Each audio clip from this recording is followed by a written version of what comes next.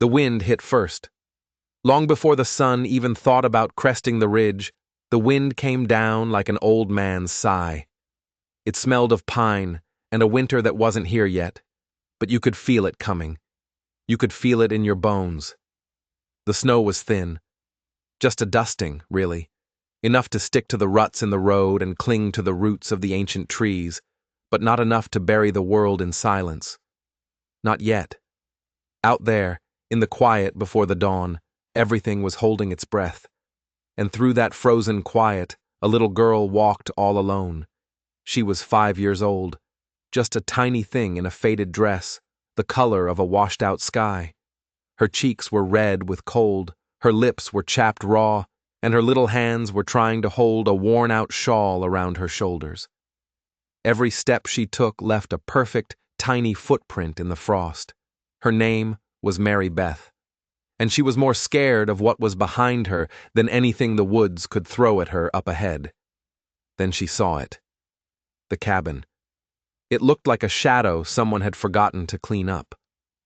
The logs were dark with age, the roof was sagging, and just a wisp of smoke curled out of the crooked chimney.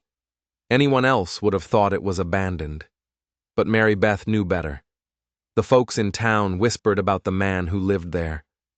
They called him a savage, an outlaw, a ghost from the Apache Wars. They said he was dangerous. She didn't know what savage meant. She just knew what her mama had told her, in a voice as thin as a thread.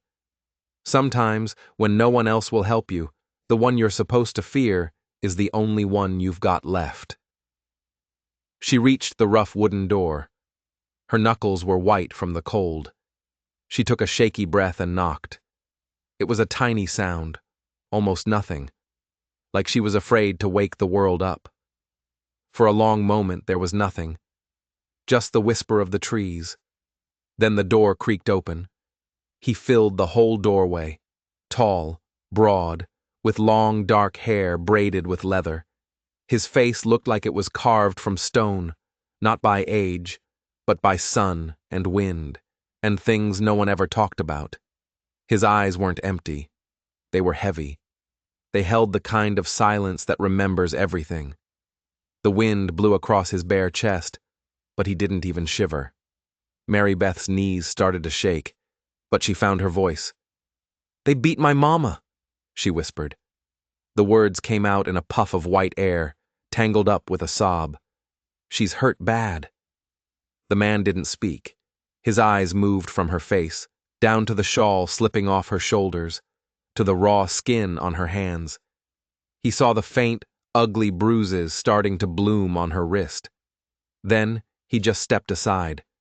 It wasn't a welcome, but it wasn't a refusal either. It was just an opening, a choice. Mary Beth pointed back the way she came. Her voice was just a squeak. "She's by the wagon." Her mama was lying beside the road next to the wagon with its splintered wheel, too broken to move, too ashamed to call for help from the town that judged her every move. For the first time the Apache spoke. His voice was low, rough, like stones rolling in a riverbed. "Where?" That single word carried more weight than a whole Sunday sermon. Mary Beth turned and ran, her little boots crunching in the frost.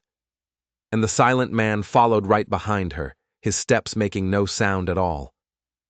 When they got to the clearing, it was a sorry sight. Ruth Ann, Mary Beth's mother, was curled up on the frozen ground. Her face, usually so soft, was a mess of purple and blue bruises. Her wheat-colored hair was tangled with dirt and leaves. She was clutching her ribs, trying to hold herself together. She saw the man behind her daughter, and pure terror flashed in her eyes. She knew the stories. Tawa, the giant Apache who lived like a ghost in the woods, cast out by his own people, hated by the settlers, a man with blood on his hands. That's what the whispers said. "Please, Mama," Mary Beth begged, dropping to her knees. "He'll help." Ruth Ann's eyes filled with shame. Shame for the bruises, shame for being found like this, Shame for sending her only child to the door of a man the whole town spat on. Tawa crouched down beside her. His hand, big and scarred, hovered over her ribs. She flinched away, a small cry escaping her lips. He didn't touch her. He just looked. He looked at her, then at the little girl, then at the broken wagon. He was calculating something, the distance between cruelty and mercy, maybe. Then he bent down, slid one arm under her shoulders and the other under her knees, and lifted her like she weighed nothing at all. Ruth Ann gasped, the pain sharp, but he held her steady. She'd never been held with such care. Never. Her head rested against his chest as he walked, her world a blur of pain and disbelief. Being seen, truly seen without scorn, felt heavier than any injury. He carried her back through the trees, with little Mary Beth scrambling to keep up, her tiny hand clutching the hem of his leather pants. At the cabin, he nudged the door open with his foot and carried her inside. It was dim, lit only by a dying fire. It smelled of cedar smoke and herbs. He laid her down gently on a cot lined with furs and covered her with a heavy blanket. Then he turned to the fire, stirring the embers until they glowed bright and hot. Tawa moved with a quiet purpose. He took some dried leaves from a shelf, crushed them with a stone, and mixed them with water in a carved wooden bowl. He brought the bowl to Ruth Ann's lips. She turned her head away. "I can't," she rasped. "It ain't proper." "Mama, please," Mary Beth pleaded. Ruth Ann hesitated, then, with her eyes squeezed shut, she drank. It was bitter, but a strange warmth spread through her chest, a promise she didn't dare believe in. Tawa sat back on his heels, watching her. The silence in the cabin was thick, broken only by the crackle of the fire. Outside, the first light of dawn was breaking over the snow, and miles away, by the broken wagon, a man named Elias found the clearing empty. His eyes narrowed. He spat on the frozen ground. He was the one who'd beaten Ruth Ann, and he was coming back for her. He called for his brothers. By the time Ruth Ann drifted into a restless sleep, Elias had already sworn an oath. He would find her. He would drag her back, and the man who dared to touch what belonged to him was going to pay. Tawa stared into the fire. He knew that when he opened that door for a little girl in a faded dress, he hadn't just let in two broken people, he'd let in the storm that was coming for them all. The days that followed were cold and quiet. The frost on the windows grew thicker. The smoke from Tawa's chimney was a constant, lonely signal in the vast white wilderness. Inside, a fragile peace took hold. Ruth Ann's bruises started to fade from angry purple to a sick yellow-green. She still hurt. Every breath was a reminder of Elias's fists, of his brothers, Jed and Amos, laughing like her pain was a joke. Mary Beth, though, was starting to sound like a little girl again. She'd let out these small bursts of laughter, like tiny bells. The sound startled Ruth Ann. It felt too bright for their world, too hopeful. And then there was Tawa.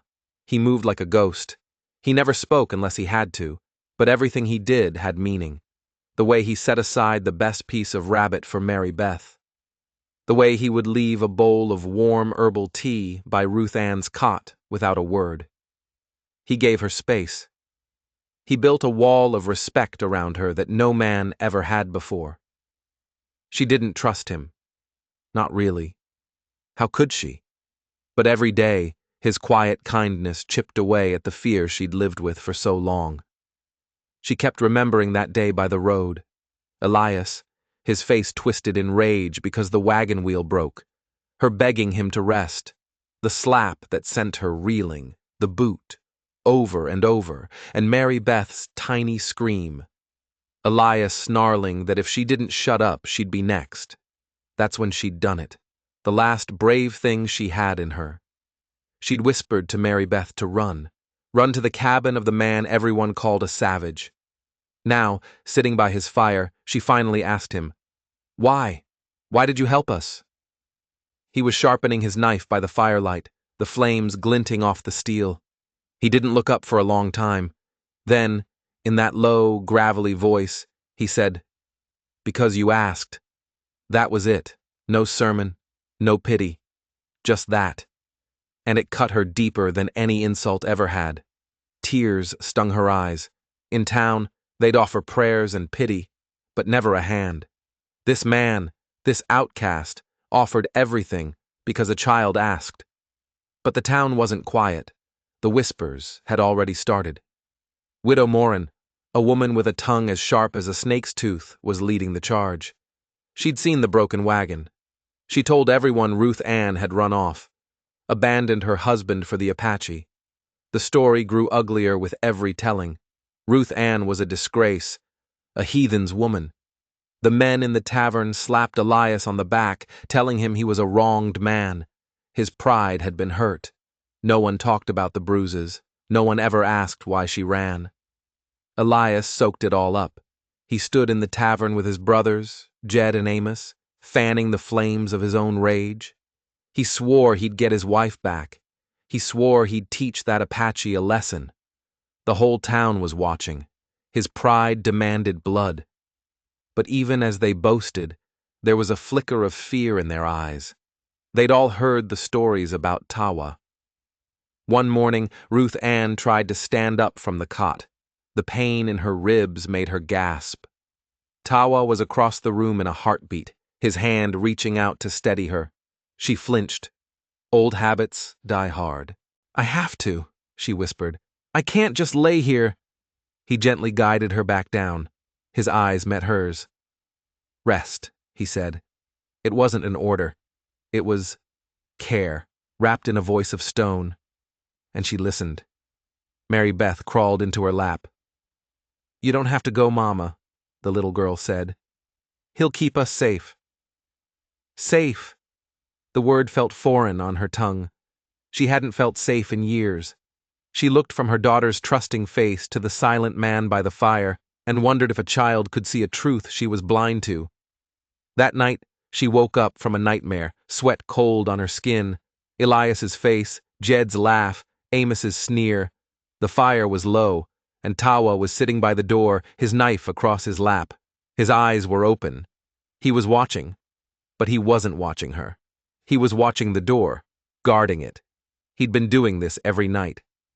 She whispered into the darkness, the words pulled from the deepest part of her fear. "He'll come for me." Tawa didn't even turn his head. His voice was as steady as the mountains. "Let him." The words hung in the air, a promise and a threat all in one. But for the first time, Ruth Ann felt a flicker of something other than fear. It was a strange, dangerous feeling. It was hope. But then, something happened that turned her blood to ice. One afternoon, Tawa came back from checking his snares. He was quiet, but it was a different kind of quiet. A dangerous quiet. He held up a single gray feather, a hawk's feather, tied with a piece of rawhide. Ruth Ann didn't understand. "What is it?" Tawa's jaw was tight. "A sign," he said. "From my people. I thought they cast you out." "They did," he said, his eyes dark. "This is not a welcome. It's a warning. They are hunting." Ruth Ann's heart hammered in her chest. "Hunting what?" Tawa looked at her, and the weight in his eyes was heavier than ever before. "They are not hunting an animal," he said slowly. "The man who framed me, who saw my family killed, he has sent them. They believe I have something he wants." Suddenly, the cabin didn't feel safe at all. It felt like a trap. They weren't just hiding from Elias anymore. They were caught in the middle of something much older and much deadlier. The man Tawa was talking about, the one who framed him. He was the most powerful man in the territory, a rancher named McAllister, the same man Elias owed money to. And just like that, all the pieces clicked together in the most terrifying way imaginable. Elias wasn't just coming for his wife. He was a pawn in a much bigger game. And McAllister had just sent his own hunters into the woods. The fragile piece of the cabin was shattered. Now, the threat wasn't just at the door, It was surrounding them. The snow came down harder, burying the world in a thick white blanket. It muffled every sound, creating a silence that felt heavy, watchful. The cabin was their whole world now, a tiny pocket of warmth against the biting cold. Ruth Ann was getting stronger. She could move without wincing. Her hands were steady enough to mend Mary Beth's dress. Each stitch was an act of defiance. She was putting her life back together, one thread at a time. She found herself watching Tawa. The way he moved, so deliberate and quiet. She'd known men who filled a room with noise and anger. Tawa's silence was a different kind of power. It was restraint. One evening, she asked him about the herbs he used to treat her ribs, how he knew so much. He was carving a piece of wood, turning it over and over in his big hands. "My mother's hands," he said, and that was all. The words ached in her chest. This man, called a savage by everyone she knew, had learned gentleness from his mother, and he still carried it with him, despite everything he'd lost. But the world outside wasn't gentle. It was closing in. Elias, Jed, and Amos were getting bolder. They weren't just drinking and boasting in the tavern anymore. They started riding the edge of the woods, their rifles held easy across their saddles. They were probing, testing. One day, Ruth Ann saw them. She was gathering firewood near the edge of the clearing when she looked up and saw 3 figures on horseback, just beyond the tree line. Her blood ran cold. She dropped the wood and scrambled back to the cabin, her heart pounding. Tawa had seen them too. When she burst through the door, he was already standing there, his face like a stone mask. He simply nodded. He knew. The fear was back, sharp and suffocating. "What do we do?" she whispered. "We wait," he said. That night she couldn't sleep. She kept seeing Elias's face, twisted with that possessive rage. She saw his brothers, their cruel smiles. They wouldn't just take her back. They would punish her. They would punish Tawa. They would make an example of them. And now there were others out there too. The hunters from Tawa's past. She felt like a mouse caught between 2 hungry cats. The next morning, Tawa found something new at the edge of the clearing. A wooden stake driven into the ground. Tied to it was a strip of red cloth. "Another sign?" she asked, her voice trembling. He shook his head. "Not from my people. This is from him, McAllister." His voice was grim. "He's telling me the old debts are coming due." It was then that Ruth Ann noticed the bowl. The carved wooden bowl Tawa had mixed the herbs in. She'd seen it 100 times, but she'd never really looked at it. Carved around the rim were tiny flowers, bluebells, just like the ones her mother used to press in a book. The book had belonged to her aunt, her mother's sister, who had died years ago. A tragic accident, they'd said. Her and her husband, killed in a raid. She reached out a trembling hand and touched the carving. "Where did you get this?" Tawa's eyes followed her hand. For a moment he didn't answer. "It belonged to a friend," he said, his voice rough with a pain he couldn't hide. "I made a promise to her, a promise I couldn't keep." A cold dread trickled down Ruth Ann's spine. What was her name?"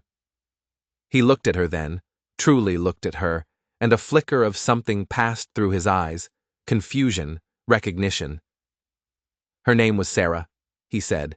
"Sarah, her aunt's name." The world tilted on its axis. The raid that had killed her aunt and uncle, the one everyone blamed on a rogue Apache warrior. It all came rushing back.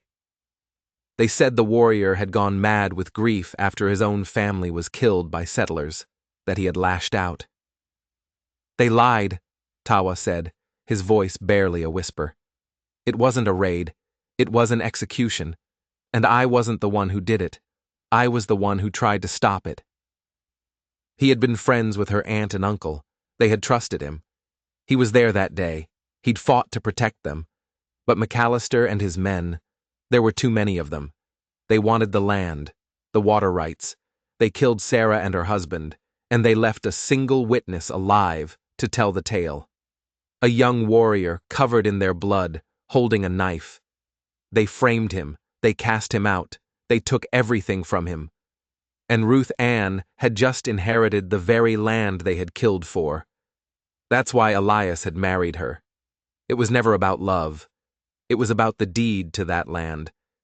He was working for McAllister all along. The abuse, the control. It was all to break her, to make her sign it over. Her whole life was a lie, built on a foundation of murder and greed. The cabin was no longer a shelter. It was the center of a storm that had been brewing for years, and it was about to break. Tawa looked from the bowl to her face to the little girl sleeping peacefully on the cot. "He knows you're here," Tawa said. "McAllister. He knows who you are. He won't send Elias next time." A twig snapped outside. It wasn't loud, just a tiny crack in the vast silence of the woods. But inside the cabin, it was like a gunshot. Tawa moved without a sound, grabbing the heavy iron poker from the hearth. He didn't look scared. He looked ready. He'd been ready for years.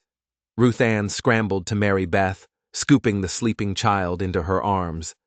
The little girl mumbled, her face still soft with dreams. Ruth Ann's heart felt like it was going to beat its way out of her chest. They weren't coming for her anymore. They were coming to finish what they started all those years ago, to erase the last living link to the land they'd stolen. Another sound, the soft crunch of a boot on snow, then another, and another. They were surrounding the cabin. Tawa flattened himself against the wall next to the single, shuttered window. He motioned for her to get down, to stay low. She huddled in the corner, shielding Mary Beth with her own body, her eyes locked on the door. The silence stretched on, thick and terrifying. The only sound was the frantic drumming of her own heart. Then, a voice cut through the cold night air. It wasn't Elias's drunken roar. This voice was cold, calm, and full of authority. "Tawa," the voice said. "I know you're in there. Send out the woman. No one else has to get hurt." It was McAllister. Ruth Ann's breath hitched in her throat. He was here. The monster from Tawa's past. The architect of her own misery. He was right outside her door. Tawa didn't answer. He just stood like a statue carved from shadow, the poker held tight in his hand. "Don't be a fool." McAllister's voice sharpened. "That land is mine. The girl is a loose end. Give her to me, and I'll let you walk away. My word as a gentleman." A bitter, humorless smile touched Tawa's lips. He knew what McAllister's word was worth. "Last chance!" McAllister yelled. The silence that followed was the answer. Then all hell broke loose.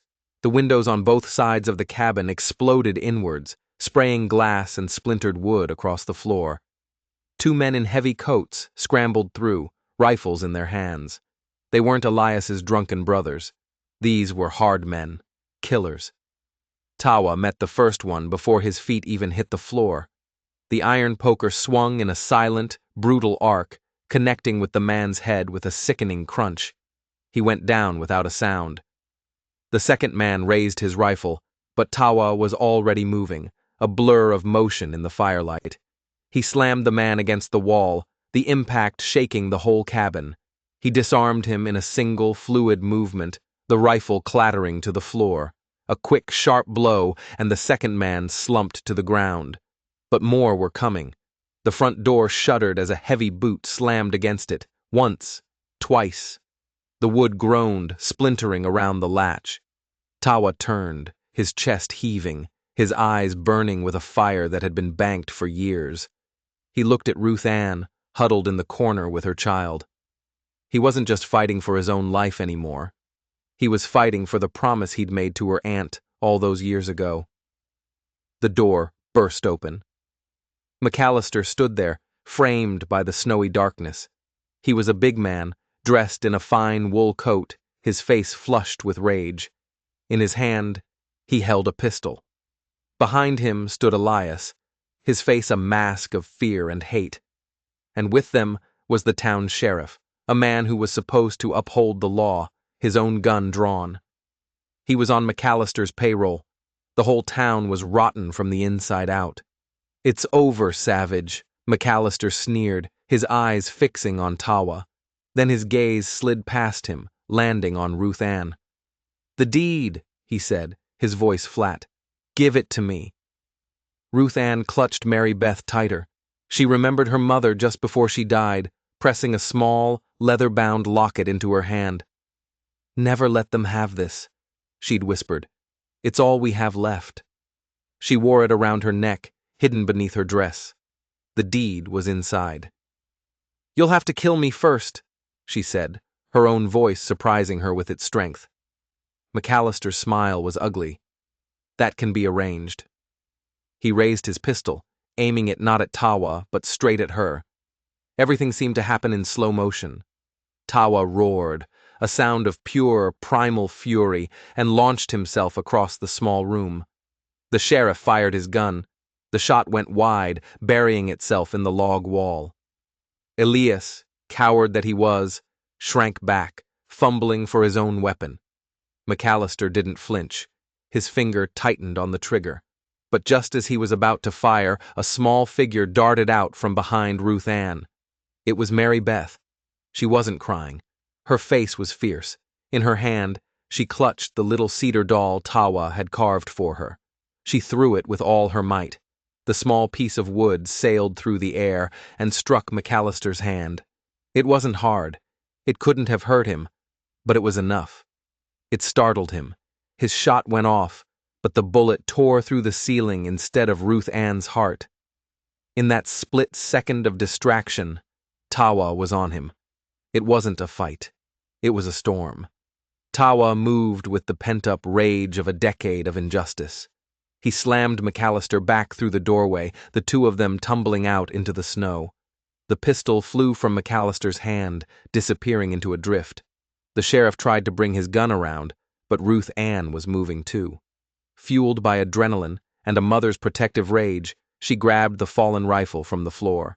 She didn't know how to shoot it, but she swung it like a club, catching the sheriff hard across the knees. He howled and crumpled to the ground. Elias finally got his gun out. He stood there, shaking, his eyes wild, pointing the gun back and forth between his wife and the chaos outside. He was trapped. He'd hitched his wagon to a monster, and now the monster was losing. "Elias!" Ruth Ann screamed, her voice cutting through the noise. "Don't you do it! It's over!" Outside, the sounds of the fight were brutal and quick. Tawa was fighting not just for his life, but for his honor, for the memory of the family he couldn't save. He was a force of nature, and McAllister, for all his money and power, was just a man, a soft man. There was a final choked cry, and then silence. Elias stared at his wife, the woman he had terrorized and beaten. He saw the rifle in her hands. He saw the fire in her eyes. The fear he had worked so hard to put there was gone. And in its place was something that terrified him even more. Strength. He lowered the gun. He turned and ran, disappearing into the darkness like the coward he was. Ruth Ann rushed to the doorway. Tawa stood over McAllister's unmoving body in the snow. He was breathing hard, his bare chest streaked with blood, but he was standing. He was alive. He looked up at her, and in the faint light from the cabin, their eyes met. The storm was over, but the reckoning had just begun. They didn't have much time. Elias would run straight back to town, and even though the sheriff was down, he had deputies. They had to be gone before morning.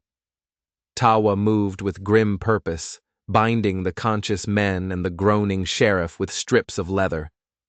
Ruth Ann, her hands still shaking, found McAllister's pistol in the snow. She checked it, the cold metal a strange and heavy comfort in her palm. For the first time in her life, she was armed. "We can't stay here," she said, stating the obvious. "No," Tawa agreed. He looked towards the high ridges, where the snow was deepest.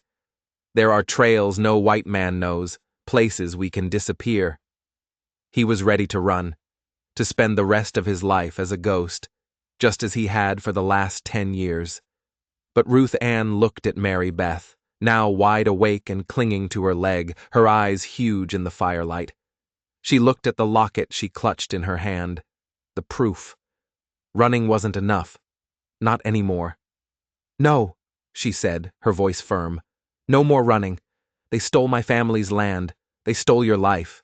We're not giving them anything else." Tawa stared at her, a strange light in his dark eyes. He saw the woman she had become, forged in fear and fire. "What then?" he asked. "Justice," she said. The word felt powerful. "There's a circuit judge in the next county, Judge Parker. They say he's a hard man, but he's fair. If we can get to him, if we can show him the proof." It was a crazy idea, a desperate gamble. They were a wanted Apache, a battered wife, and a little girl against the most powerful man in the territory. Even if he was dead, his influence lived on. But it was better than running. It was a chance to fight back. Tawa nodded slowly. "It is a long ride, and they will hunt us." "Let them," she said, echoing his own words back to him. They took what they could. Blankets, food, the rifles from McAllister's men.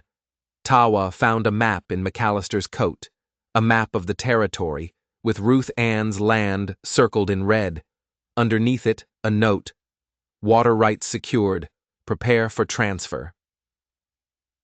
It was all the proof they needed. They left the prisoners tied up in the cabin. They'd be found eventually, but it would buy them time. Tawa led them to a hidden ravine, where he kept 2 horses, wiry Mustangs that were as wild as the mountains themselves. He lifted Mary Beth up into the saddle in front of Ruth Ann. "Hold tight," was all he said. And they rode.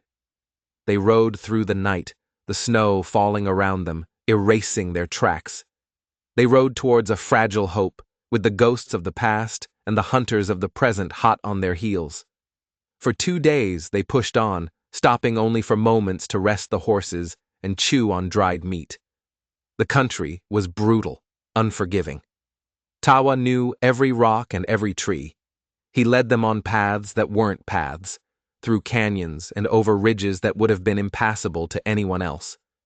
On the 3rd day, they saw them.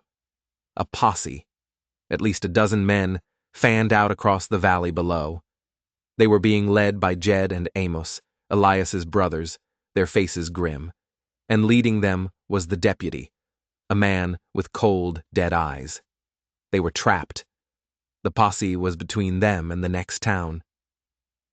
"They've cut us off," Ruth Ann whispered, her heart sinking. Tawa scanned the horizon. His jaw was set. "There is one other way," he said. "Through the old burial grounds. My people believe it is haunted. They will not follow us there." "Is it?" Mary Beth asked, her small voice full of awe. "Everywhere is haunted," Tawa said softly, "by the things men do." He led them into a narrow, winding canyon. The rocks rose up on either side like ancient crumbling walls. The air grew still and cold. Strange formations of rock looked like silent, watching figures. It was an eerie, unsettling place.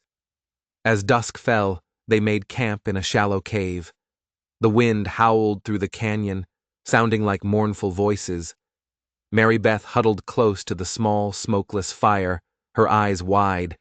Ruth Ann felt the fear creeping back in. "Will we make it, Tawa?" He was staring out into the darkness, his silhouette a solid, reassuring presence against the dying light. "We will," he said. It wasn't a guess. It was a statement of fact. In that moment, she realized she trusted him completely. This silent, haunted man had become her only anchor in a world gone mad. She reached out, and her hand found his. His skin was rough, calloused, but his fingers closed around hers with a gentle strength that sent a jolt of warmth through her. They didn't speak. They didn't need to. In the heart of that haunted canyon, with a posse on their trail, 2 broken people found a moment of connection that was more powerful than any fear. But that moment was shattered by the sharp crack of a rifle. The bullet ricocheted off the rock wall just above their heads, spraying them with stone fragments. The posse had followed them. Their fear of McAllister's wrath was greater than their fear of ghosts. Jed and Amos, driven by vengeance, had pushed them on. They were pinned down. "Stay here with the child," Tawa commanded, his voice sharp. He grabbed his rifle and melted into the shadows at the mouth of the cave. The canyon erupted in gunfire. Muzzle flashes lit up the darkness, the echoes of the shots bouncing off the rock walls like a drumbeat of death. Ruth Ann pulled Mary Beth into the back of the cave, shielding her as best she could. She could hear Tawa moving, firing back with deadly accuracy. A shout, a cry of pain.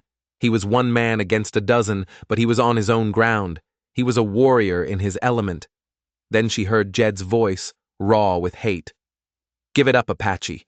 We've got you trapped. Send out the woman or we'll burn you out." They were gathering brush at the mouth of the canyon, preparing to set it alight and smoke them out.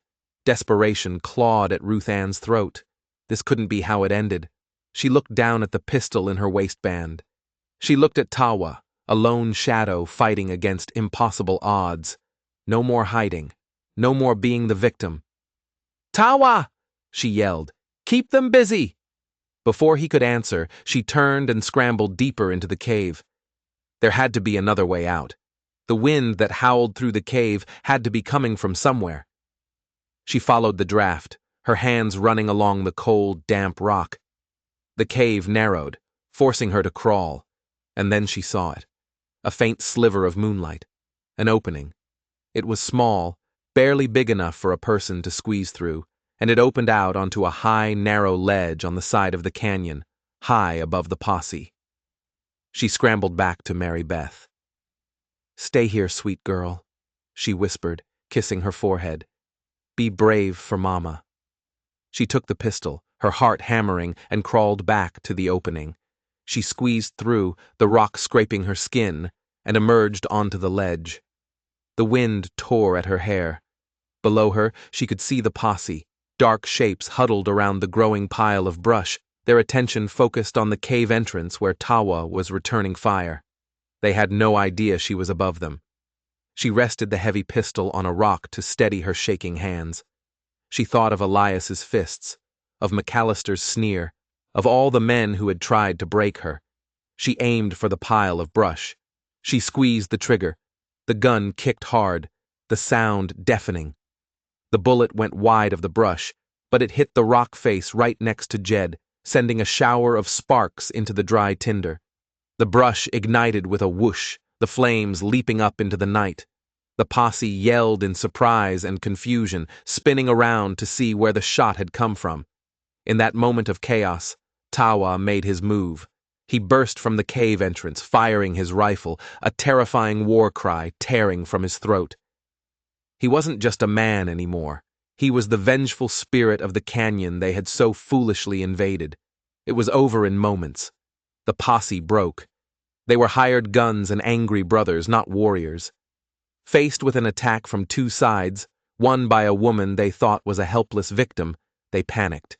They scrambled back down the canyon, dragging their wounded, their fear of ghosts suddenly very real. Silence fell, broken only by the crackle of the fire they had intended for their victims. Tawa appeared on the ledge beside her. His face was grim, but his eyes, when they met hers, held a new light. It was respect. "You are a warrior, Ruth Ann," he said. She finally let out the breath she'd been holding, her body trembling with the aftermath of the fight. "I'm a mother," she said. Down below, Mary Beth poked her head out of the cave. "Mama?" They had won the battle, but the journey to Judge Parker's court was far from over, and now their enemies knew just how dangerous they could be. The rest of the journey was a blur of exhaustion and grim determination. They finally left the haunted canyon behind, riding out into the rolling plains that led to the town of Fort Smith, where Judge Parker held his court. They arrived at dawn, two weary figures on horseback, with a small child wrapped in blankets. They looked like refugees, which, in a way, They were. The town was just waking up, lamplight glowing in the windows. Tawa was tense. This was the world of the white man, a world that had only ever brought him pain and betrayal. Men stopped and stared as they rode down the main street. The sight of a woman and child with a bare-chested Apache was enough to stop traffic. Whispers followed them like a trail of dust. They found the federal courthouse, a stern brick building that seemed to promise either salvation or damnation.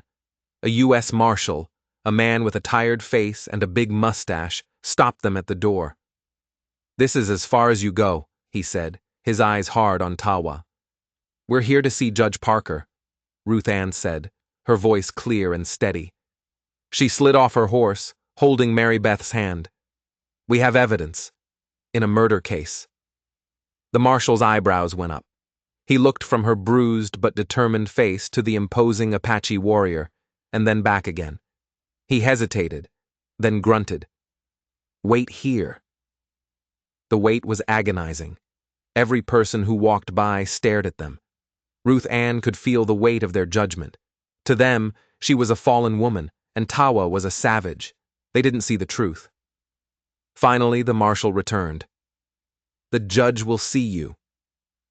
Isaac Parker was as formidable as his reputation.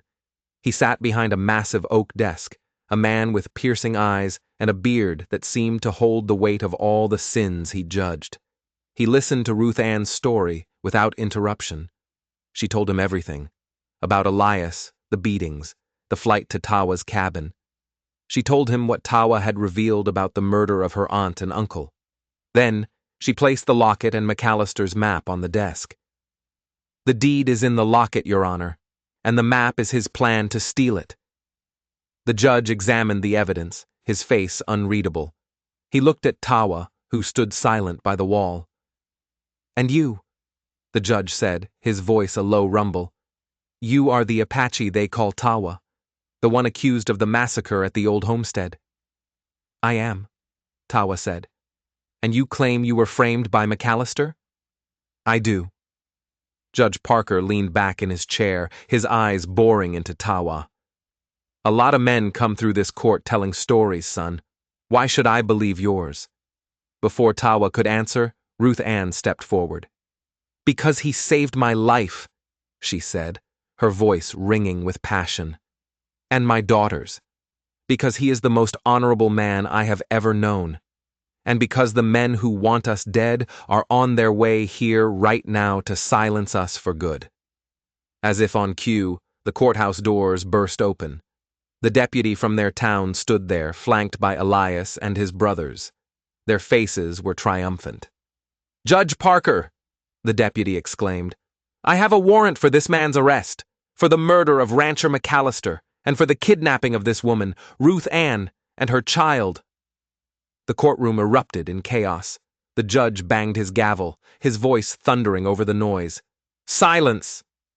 He looked at the deputy's warrant. He looked at Elias's smug face. Then he looked at Ruth Ann, who stood her ground, and Tawa, who hadn't moved a muscle. "Deputy," the judge said slowly, "you claim this woman was kidnapped?" "Yes, sir. Dragged off against her will." Judge Parker turned his piercing gaze on Ruth Ann. "Mrs. Ann," he said, "did this man kidnap you?" Ruth Ann looked at Tawa. She saw the protector, the warrior, the gentle man who carved dolls and made herbal tea. She saw her savior. "No, Your Honor," she said, her voice steady and clear for the whole room to hear. "This man saved me. From him." She pointed a trembling finger at Elias. "My husband, who beat me, who terrorized me, and who conspired with a murderer to steal my land." Elias's face went white. Jed and Amos started to shout, but the judge's glare silenced them. "I see," Judge Parker said. He picked up McAllister's map. "And I suppose you'll say this map, detailing the illegal seizure of this woman's land, is a forgery?" The deputy stammered, his face turning red. I don't know anything about that." "I'm sure you don't," the judge said, his voice dripping with ice. He turned to his marshal. Arrest these men, all of them, for conspiracy, attempted murder, and perjury in a federal court. I'll get to the bottom of this. The tables had turned so fast it was breathtaking. As the marshal slapped irons on Elias and his kin, their faces were a mixture of shock and fury. Elias looked at Ruth Ann, his eyes full of a pathetic, venomous hatred. She just looked back, unafraid. The reign of terror was over. In the quiet that followed, Judge Parker looked at Tawa. "Your name will be cleared," he said. "It will take time, but the truth has a way of coming out in my court." He then looked at Ruth Ann and Mary Beth. "And you, madam, your land is yours. You are free." Free. The word settled over her, as warm and gentle as the morning sun. They walked out of the courthouse into the bright light of day. The whispers that followed them now were different. They were whispers of awe, of wonder, of... Spring came to the valley, melting the snow and turning the world green again. Ruth Ann, with Mary Beth by her side, stood on the hill overlooking her land. The land her aunt and uncle had died for. It was beautiful. Tawa's name was officially cleared. He was no longer in exile. He was free to return to his people, but he didn't. He stood beside her on that hill, looking out at the future. He had built a new cabin, strong and sturdy, near the creek. It was a home, their home. The silence between them was no longer heavy with unspoken pain. It was a comfortable, easy silence, filled with everything they had been through and everything that was to come. Mary Beth ran through the field of wildflowers, her laughter echoing in the clear mountain air. The sound was no longer startling. It was the sound of hope. Ruth Ann looked at Tawa, at the man the world had called a savage, and her heart was full. They were two survivors, two warriors, who had found each other in the darkest of winters. They had fought back against the storm, and together they had found the sun. The story of the Apache and the settler's wife became a quiet legend in those parts, a reminder that courage can be found in the most unlikely places, and that justice sometimes finds a way. If you enjoyed this story of courage and redemption, don't forget to like and subscribe. Because there are always more stories hidden in the shadows, just waiting for the light.